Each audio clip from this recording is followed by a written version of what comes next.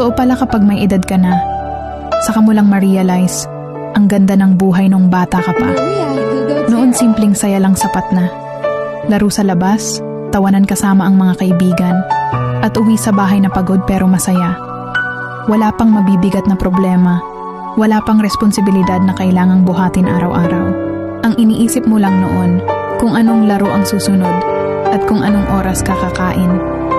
Pero habang tumatanda tayo, saka natin naiintindihan na hindi pala madali ang buhay. May mga pangarap kang kailangan ipaglaban, may pamilya kang gustong bigyan ng magandang kinabukasan.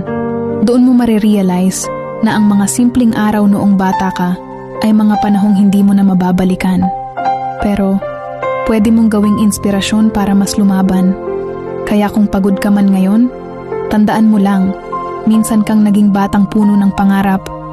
At hanggang ngayon nasa iyo pa rin ang lakas na iyon para ipagpatuloy ang laban sa buhay.